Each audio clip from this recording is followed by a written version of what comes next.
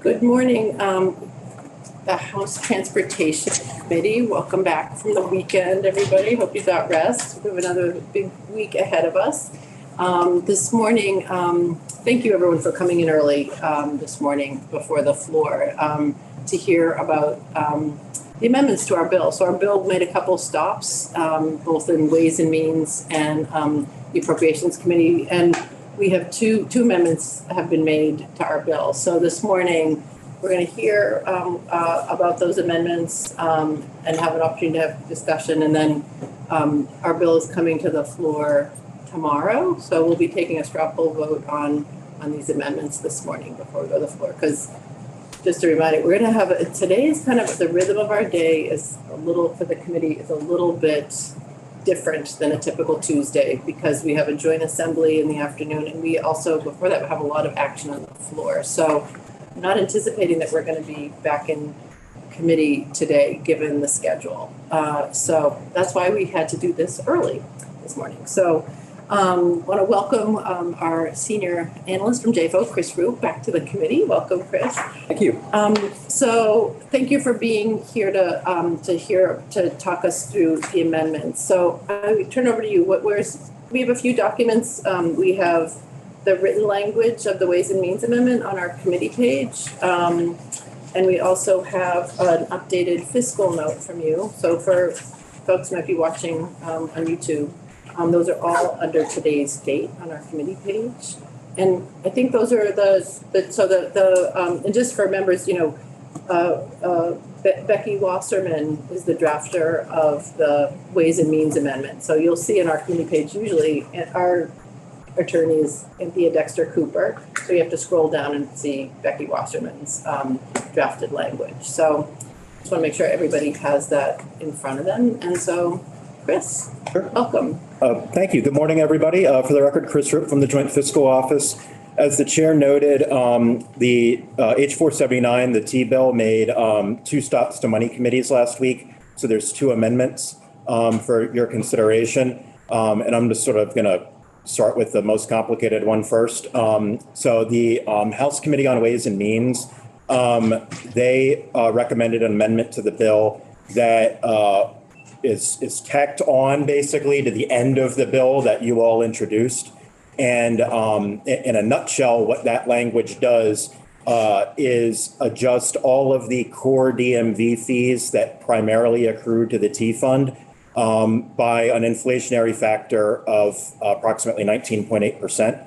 That inflationary factor was applied to the fees that were most recently adjusted as of 2016. So there are some fees that you'll see in the spreadsheet that had not been adjusted for longer than that. And there are often policy considerations behind that. So the amendment does not change those. The amendment also doesn't deal with things like snowmobile fees that don't primarily accrue, or motorboats that don't primarily accrue to the T fund, because a lot of that money goes to other funds. This is the core licenses, registrations, and various miscellaneous charges for activities at DMV. Something to really point out about the analysis is, like in prior fee bills, most of the amounts are rounded up to the nearest whole dollar. There are a few exceptions to that, like the bus and truck registration fees, because they're based on weight, and those fee amounts tend to be multiplied by other factors. So those amounts were not rounded up. They were left at sort of the actual cents.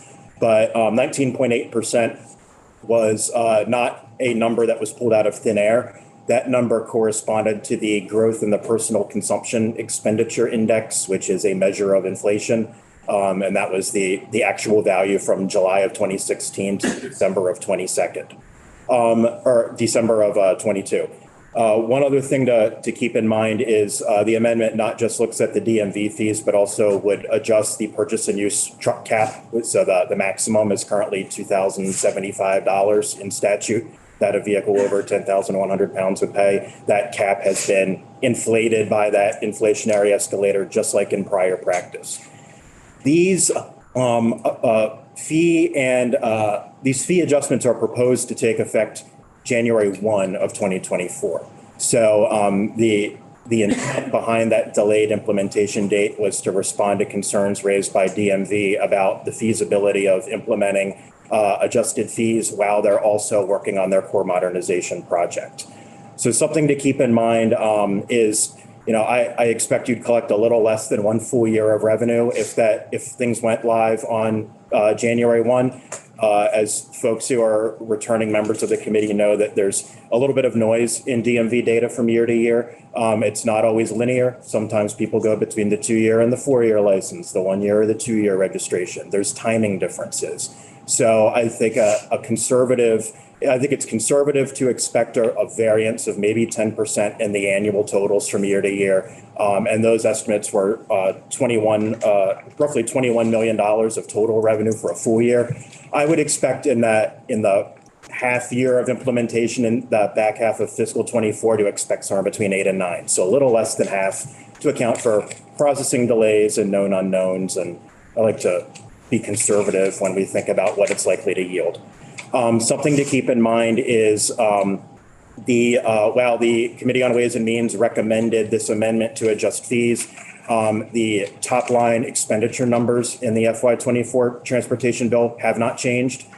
So once again, I think the way this would work if implemented is the revenue collected from the adjusted fees would go into the T fund where it would be available for appropriation in future years.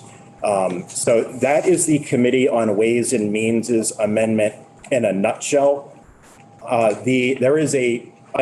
apologize that the table isn't always the easiest to read when it's formatted in the fiscal note. I did create a hyperlink right before the table in the fiscal note to bring up what I hope is a more legible version of this.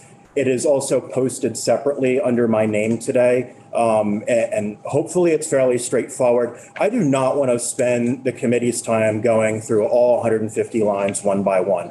But I think the amendment language that Becky Wasserman drafted is quite frankly very straightforward. It is the sections of statute that set the fees. The current fee is crossed out and the proposed new fee is underlined next to them. And all of those adjustments are reflected in the table. There is a column there that will show you on the second to the lefternmost column ties into which section of the amendment adjusts which fee. So just to be clear, I want to make sure that, so committee members are having trouble reading it format on an 8.5 by 11. It is on our digital documents and you can zoom in and make it bigger. And this is an example of what I'm hearing you say, Chris, is that the language in the bill, it's one of those, when we translate a chart or numbers into legislative language, it takes up 44 pages in this case, right? So it is like almost doubling the length of our bill. But so is this, I want to make sure that you had time to get through that is what I have to say about the Ways and Means Amendment. Right. So I think we might have some committee's questions. I mean, our committee has spent a fair amount of time this session understanding the revenues in the transportation fund this year. We know that this year the proposed budget, the transportation budget, is being balanced by $10.9 million in the general fund, plus a little bit more than 20, I think it's 20.5 in reversions. So, we know that this year that that is how we're filling that gap in the transportation fund this year. And just to echo what Chris is saying, that the proposed amendment would take effect, would not impact this fiscal year, it would be for future years. Right. It wouldn't adjust the appropriations or the authorizations that you've put forth. Okay, so now I think we have some questions, Representative. I'm just trying to get a handle on the out years. The shortfall is, I think, is roughly 34 million for the next 3 years. We have 10 million going into the FY25. So for that FY25, can we add that? Would the 23 million be available to be booked for the FY25? So theoretically, we'll have enough to cover that year? Yeah, I think you would be pretty close to hitting those numbers. I think the V-Trans's projections, I think, were 33 and 34 million roughly for those 2 years. So let's call it 34 million. So if the fees were to take effect pending confirmation from the consensus revenue forecast, yeah, that additional money for the full year plus the partial year of 24 would be available for appropriation in 25. So that buys us 1 year. So then we got 2 years. We got this year with the 10.9 for the appropriations, and we'll have next year's covered with the fee bill, and then the 10 million extra from this year. So that means we need 1 more year or 2 more years? Well, So then we need, I guess, I'm just trying to think. So we're still short another 2 years of roughly $14-15 million that we have to address. 26, FY 26. For FY 26 and beyond. yeah, I think that's fair. And I think I would say, if we're, for the sake of argument, saying that gap is 34 million a year for those years, yeah, this would bring in the, 21, 22 million of recurring revenue pending confirmation from the economists. So yeah, there would still be a little bit of a gap there that would need to be. So roughly 50 million for 2 years. So we bought ourselves a year. I'm just trying to figure out that $68 million that was taken away from us. So, okay. It doesn't fully fill the hole. Correct. And some of that is with the tell me if I'm understanding this correctly. We have there's a structural deficit, and then on top of that is with the IIJA money over 5 years that is putting additional pressure with the state match.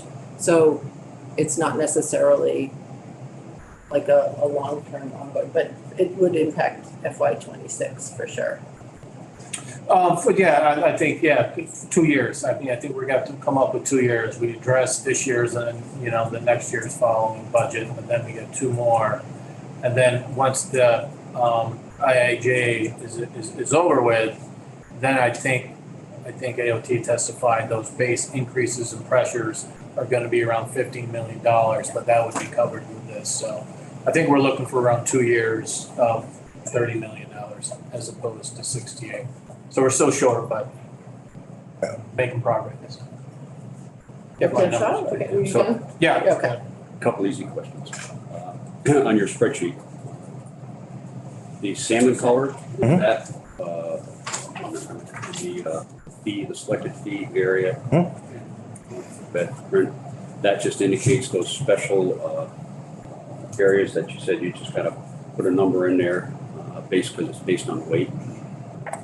Yeah, so the salmon colored ones were visual cues to remind me that there were items that either were not being adjusted or proposed to be adjusted, or there are a couple items on the very back. There's some special excess weight permits that are highlighted in red. That's to flag. When I was trying to condense this onto a page, I cut some of my notes off the edge, and what that flags is that is one area where another pending piece of legislation might impact those fee amounts. And that would be the DMV bill S99 that you all will be considering.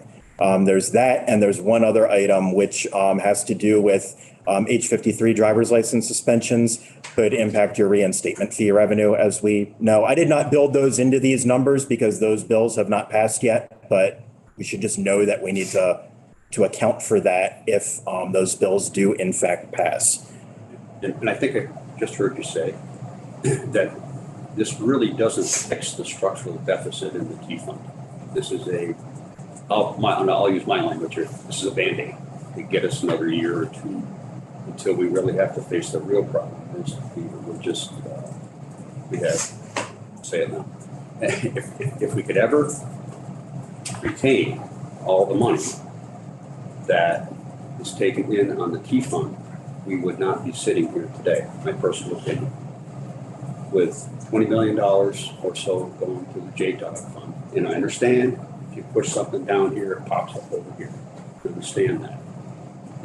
But it's $20 million of T fund dollars going over to the Department of Public Safety.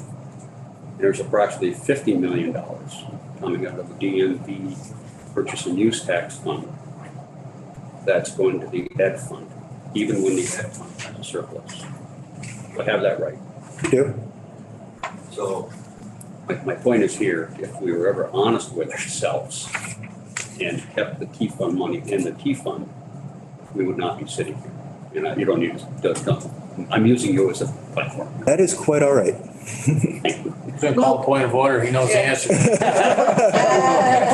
just want to get it on the table. Our committee certainly has had some discussion about this, and we do have a member from Ways and Means, and I feel like this is in the committee with us, if I can put you on the spot, Representative Sure. Demrow. So, Please do. because I think that the question that Representative Shaw is asking is probably more within your purview, because your committees, the Committee of Ways and Means has the big picture on how all these things go. So would you just identify yourself for the record? I think we'd love to hear if you're, give you an opportunity to respond to Representative Shaw's question, but also or share anything else about the committee's thinking on this Sure. bill, since Yep. this is coming out of your committee. Representative Carl Demrow, Ways and Means, reporter of the amendment to H 479. And, Representative Shaw raises a point about the purchase and use tax. And I think that the committee is trying to find a way to do a couple of different things. One is relieve some pressure on the general fund. The second is to be sure that you have the money that you need for the federal match. And the third sort of goes to our sort of core principles around fees and taxation. And Representative Shaw's comment about the purchase and use tax is well taken, but if we were to take that money out of the ed fund, it would mean we're raising taxes on residential or on property owners. It would mean raising the property tax to make up that shortfall. And you're right, Representative Shaw, you push one thing down one someplace and it pops up somewhere else. And I think the committee is looking to try to bring these fees, try to make folks who are using these services through the DMV or whatever state transportation agency, pay a little bit more of their share of it based on inflationary pressures on the agency and state government writ large. Yes, please, Representative Shaw, yeah. So Representative Demrow, I guess one part that I missed in my little speech there was I don't necessarily oppose the fees, but I oppose the vehicle that using the vehicle that you use to present those fees to the legislature. In the amendment. Yes. If we had an open and honest discussion about a fee bill, then we could have an open and honest discussion about it. But we're not going to get a chance to take any testimony or even have a serious committee discussion about it because of the timing. I know you're the messenger, but I think attaching this to the transportation bill gives me a lot of heartburn. And if we're going to have a fee bill, we just should have a fee bill, period. And make the fees necessary. And I know there's other fees floating around the bill. Bump them together, be honest with ourselves and what we're doing. That's all. That's my rant. Okay. Delivered quite nicely, if I were to say that it was a rant, but I have a question also, and then I see Representative McCoy has it. Representative McCoy, you go first. So I would probably have to take issue with pressures on the ed fund because I believe the last 3 years, the ed fund has had a surplus. This year, it's upwards of 100 million. Last year, about the same, and the previous year, over 100 million. So us giving them 50 million every year is just, they've got surpluses. We don't, we need the money. That's my issue with the ed fund dollars going that way.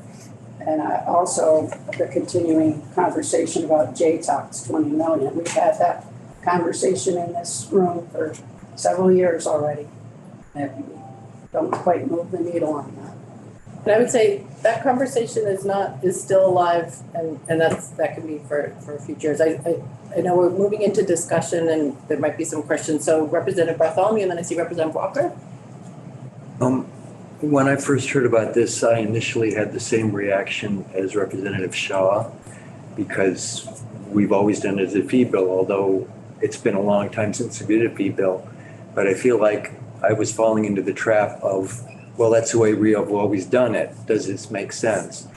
It actually makes some sense to me to incorporate the fees into the bills, of the housekeeping bills from the committees of jurisdiction, because it breaks them out instead of some massive bill that has fees we don't know anything about. At least it's in the right subject area. So it makes some sense to me to present it this way. And I think we just have to kind of step back and would we be opposed just because we never did it this way before? This might be a better way.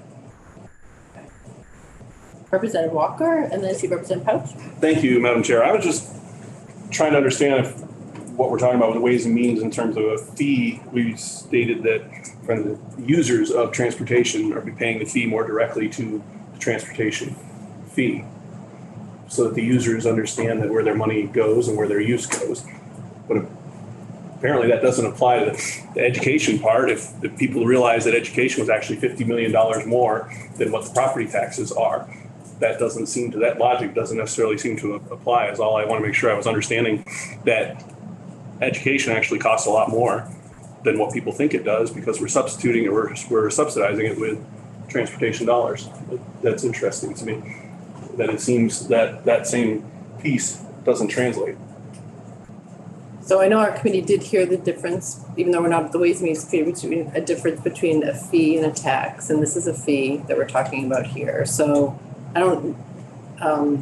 know there's some differences. I mean, I think our committee has spent a good amount of time about this, but this is an opportunity for discussion. And Representative Pouch, I saw your hand go up. Yeah, a question for Representative Demerol.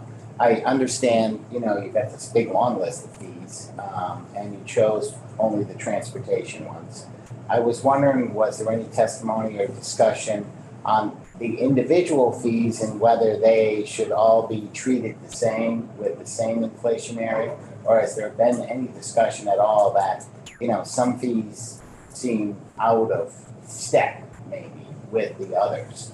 I just wondered if there was any discussion about that, or was it just, here's the inflationary number, these are the transportation fees, and we'll apply the same to all.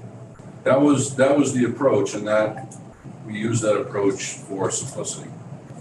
And we're only looking to adjust the fees that had not been adjusted since 2005, 2006. Thank you. So I know I had a question, and Chris, maybe you can confirm this. Our committee we've been heard about the DMV modernization project, and you mentioned that the January 1st, rather than this would start. Normally it would be a fiscal year, I imagine, right? For when we've done fees before. And I know that this committee has been really focused and supportive of the modernization of DMV. And we want to make sure that something like this doesn't disrupt that. It's one of the, I have to say, my time here, which is not as long as some other members' time, but IT projects often go off the rails in terms of timeline and budget. But this one is one that has been on time and on budget. And we heard from JFO's IT consultant, a lot of that was true, and a lot of it had to do with the leadership of the commissioner and otherwise. So just want to make sure that this, did and it might be for you and for Representative Demerol, that we know that the impact of this on DMV and that it will not knock that deadline off. The launch of their modernization, which I think is mid-November from testimony that we received. Right. So I certainly don't speak for DMV, but I will say that and I'll give DMV and Deputy Commissioner Smith and Commissioner Minoli a shout out that they were very generous with their time and explaining their concerns with implementation on the originally envisioned July 1 timeframe, given all the moving parts with the core modernization. I'll state for the record that our JFO's independent IT consultant, who you heard from earlier, has validated those concerns. The intent behind making these effective January 1 was to try to respond to DMV's concerns about the ability to implement this on their timelines. But I certainly don't speak for DMV to say that this would mean there'd be absolutely no concerns or anything. There could still be concerns remaining. It is they're doing a lot right now to modernize their systems and to layer this on top of it. Complications could arise, but I wouldn't just completely rule out the possibility of that happening, but I would defer to DMV on what their thoughts are. I just want to make sure we have an opportunity to ask those questions. So Deputy Commissioner Smith, would you mind just commenting on that? Just because we just want to do our due diligence here. Deputy Commissioner Mike Smith from DMV. So the January 1st date has come out. We are working with our contractor, looking at it, trying to ensure that there will be no problems. I do not have a specific date. Is that analysis system clearly changing something right after it's gone effective can potentially have some problems. So make sure that. Okay, and the Ways and Means Committee heard this too. Okay. Yes, we do. Sure. Great, thank you. Representative? Well, I'm just curious, would it be beneficial to do it while it's going live, to plug these in while it's uploaded and transferred over in November? So we did contemplate that. One of our struggles, and you've heard me talk about it over the years, those who have been here, is our mainframe. So the mainframe's written in COBOL. There are about 255 fees, which translates into, I talked with programmer, 8,153 lines of code that need to be changed. Every fee is hard coded into the mainframe. We're estimating probably 6 to 8 weeks to make those changes within that mainframe system. The people that would make those changes are the ones dedicated to the project.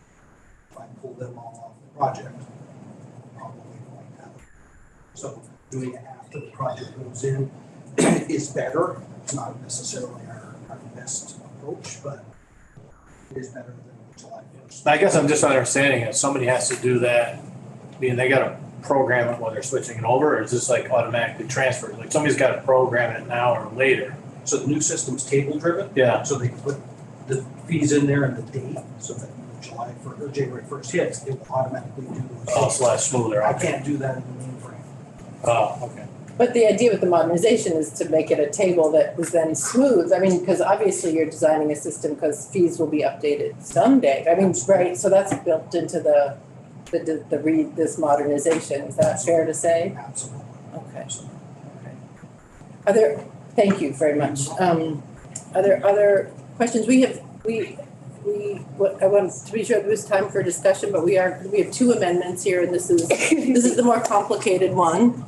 And make sure that if there are questions for either Chris, bless you, or the representative from the Ways and Means Committee. Other questions? All right, so why don't we move on to the amendment that came out of House Appropriations, which I think this committee largely anticipated these changes, so. So buckle up, everyone. This is a really complicated one. The first 2 instances of amendment that the Appropriations Committee have recommended remove the placeholder language to the FY23 BAA and replace them with 2023 Acts and Resolves number 3. Now that we have an act number for the BAA. So Anthea flagged this for you all when you were reviewing the T-bill as a potential loose end. The first 2 instances of amendment tie up that loose end. The third instance of amendment isn't really a whole lot more complicated. That next to the last section of the bill where those 10 aviation positions and 2 maintenance positions were reflected have just been removed because those positions are now included in H494, which is the House's big bill.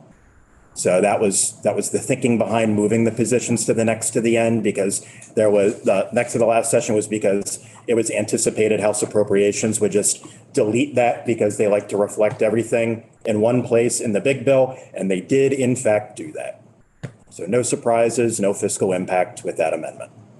So does the committee have any, we anticipated these changes, so I want to make sure the committee has any questions. So our work this morning is we're going to take a straw poll on the two amendments. So I would entertain and it's going to be a straw poll is an informal vote that we take, and it's looking for a show of hands that I can count. So I think the first one that we'll take, why don't we do the easier one first, the House Appropriations Amendment. I move to accept the amendments submitted by the House Appropriations Committee. Okay, second, so it's been moved and seconded that we vote to support the amendment by House Appropriations. So can I see a show of hands of those in favor? I see representative, so it's unanimous, so we have an 11 and 11-0-0 on the House. Holly's not here.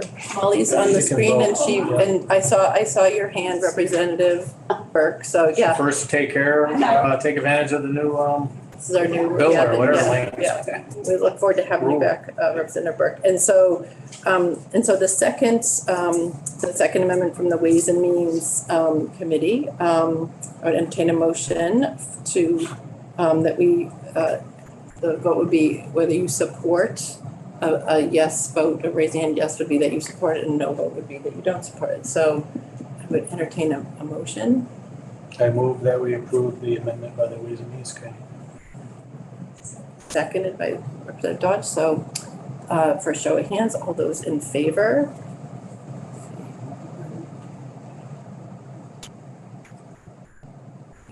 Eight, and those opposed? 3, and nobody's absent. Okay. So when, just for the everybody, but when these amendments are presented on the floor, there'll be a, the speaker will ask me for our committee vote on these amendments, and I'll share those. So, great, I think that's our work this morning. I want to thank Chris for coming in, Representative Devereaux for Thank you, Madam joining Chair. us, Thank you, and Deputy Commissioner and Anthea. So, So before everybody scatters, yep, have a public service quick, announcement, yeah. PSA announcement for everybody is on your reporting assignments. We have two amendments coming in. They do not supersede your report, because we're going to report on the bill. And then these changes will be reported by the recorders of those two amendments. So we have to report. I have 2 sections that are impacted, but I'm still going to report on those 2 sections that are in our bill. So if anybody has anything, right, I think you have something. What's that? The BA numbers are in yours, right? When the numbers, Yeah. what do you? I don't think there's anything in those. Just the BAA, just the act Anyway. number, I think that the Oh. BAA. Yeah. And then I think the other one is in, I think section 17 through 19. I won't even, Yeah. I'm not even getting into that, that's not even part of my. The Yeah. positions, yeah. And the positions that's in your section, right? And So- the effective dates. So I'll report the effective dates that are in our bill. Right, so, yeah, just to re-emphasize, like, so we will be reporting, when we do our floor report as a committee, it's as the bill passed, as the bill passed out of our committee. So, Representative Point. And I just have a comment on the bill that was just passed from Ways and Means, the amendment from Ways and Means. I guess I'm disappointed that this came at the 11th hour. I didn't even know it until a member of Ways and Means texted me and said, "Do you know about this fee bill?" I'm like, I have no idea what you're talking about now. If in fact we are the committee of jurisdiction, I think we should have been involved from the very beginning. And secondly, if we were to be involved in it, it should be on the DMV bill. It is DMV fees. It should be on the DMV bill that's generated in the Senate. It should not be attached to our transportation bill.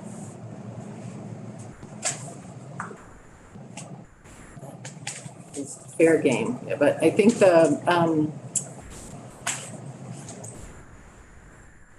I don't need to respond, but I just want, I appreciate you're. Well, I mean, I think we worked long and hard on that T-bill to get it to 11-0. And I think we all made concessions and we all came together. And then we passed it out, and 2 days later, we're hearing about an amendment to it to the tune of $22.2 million.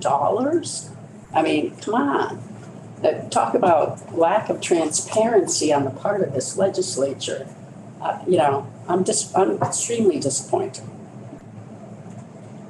Well, there are different ways, there have been different ways that, I think the representative from Ways and Means spoke to this a little bit. So Well, I want to make sure, we're going to have this is going to be another long couple of days. Today is going to be kind of a day that we have some business on the floor this morning, and it's unclear to me, and we have this joint assembly with, I think it's something like 12 judges. It could, that we are voting on. So it is going to be, it could be anywhere from 1 to 3 hours is what I've heard from. So we might be on the floor for, it really just depends. So we will not be coming back into committee later today. We'll be back in committee tomorrow morning. And just to give a preview, this is crossover. We're going to be hearing about the bill that's being referred to our committee, S99, which is the miscellaneous motor vehicle bill. So we'll be hearing from the reporter from the Senate on the bill, and we'll start to get a walkthrough. It's a sizable bill, so it's going to take us a little bit of time, but we're going to start that work tomorrow, which will probably feel strange, like on the same day that we're reporting our bill, but this is just the nature of the flow of our work. So great. So with that, I think we can end our live stream. We'll be back here tomorrow morning.